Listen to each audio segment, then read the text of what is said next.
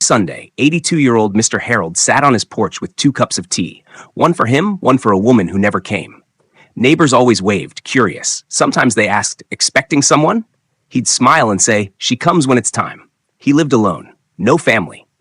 Quiet man, polite, kept to himself. One day, a new neighbor, Sam, moved in across the street. Sam was kind and curious. They talked sometimes, mostly about books and weather. One Sunday, Sam asked, why the 2nd cup? Mr. Harold looked off toward the woods behind the house. It's for my daughter, he said softly. Will she visit soon? Soon, he said. I can feel it. That night, lights flickered in Sam's house. Strange noises outside. He looked across the street. Harold's house was completely dark. The next morning, Harold didn't come out. The tea sat untouched. Worried, Sam knocked. No answer. He called the landlord. When they entered, the house was empty, dusty, furniture covered in sheets. No sign anyone had lived there for years. Only one thing sat on the table, 2 cups of tea. Still warm. Sam turned to leave and saw his reflection in the mirror. Behind him stood a girl in a white dress. She whispered, thanks for keeping him company. In a quiet town in Pennsylvania, there was a small antique shop tucked between a boarded-up bookstore and an abandoned dentist's office. The shop owner, Mr. Delaney, was an odd man with cloudy eyes and hands that shook like leaves. But what drew people in was a full-length mirror at the back of the store. It had no frame, just a tall, dark glass with a surface so clear it seemed to swallow light. People called it the Mirror Man. Why? Because if you stared into it long enough, the reflection blinked. Not you, the other you, inside the mirror. A girl named Lila, a local high school student, visited the shop on a dare. Her friends told her the legend. If you stood in front of the mirror for exactly 66 seconds alone without blinking, your reflection would start acting differently.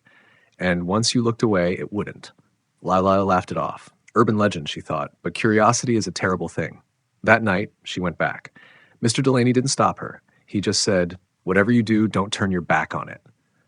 Then he turned off the lights and left. Lila stood before the mirror. 1 minute. 66 seconds. At first, nothing. Then, her reflection smiled. But Lila hadn't. It tilted its head, raised its hand, but she hadn't moved.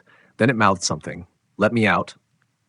She staggered back, blinking. The image didn't move, just stared, smiling. When she ran, she thought she heard glass cracking behind her.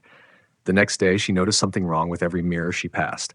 Her reflection came just a split second late, always a little behind, like it was trying to catch up. 1 week later, Lila disappeared. Her parents found every mirror in her room shattered, except one, the full-length one. In the shop, the mirror stands again, and if you look closely enough, some say you can still see Lila in there, behind the glass, pounding with her fists, trying to get out. But if she's in there, who took her place out here? He hates bright lights. You know, there's some things I forgot to tell you guys, and they're really important. Number one, he hates bright lights. We know that. But you got to keep him out of the sunlight. Sunlight will kill him. And probably the most important thing, don't ever feed him after midnight. The upstairs light. Elise moved into her new house with her dog, Theo. It was an old place, quiet, nothing strange at first. Every day, she turned off all the lights before going to work. But when she came home, the upstairs hallway light was always on. She started saying out loud every morning, I'm turning off the upstairs light, just to remind herself. But it kept happening. Then Theo started acting weird. He would sit at the bottom of the stairs and growl, staring up at the hallway. He never wanted to go up. One night, Elise took a cute picture of Theo on the couch. She posted it online. A friend messaged her. Who's that standing upstairs in your photo? Elise zoomed in. At the top of the stairs, half hidden in shadow, was a face. She deleted the photo, told herself it was a trick of the light. But it kept happening.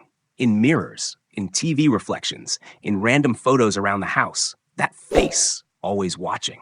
She hired an electrician to check the lights. Everything worked fine. But as he was leaving, he asked, Are you sure you live here alone? I thought I saw someone upstairs when I got here. That night, Elise couldn't sleep. At 3:14 a.m., her phone buzzed. Motion detected, upstairs hallway. She hadn't installed a camera upstairs.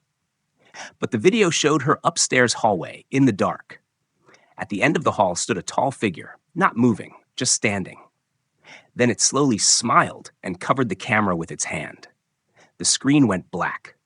The next morning, Elise left and never came back. Later, she told her real estate agent, "I never had a camera upstairs, but someone else did, and it was still recording."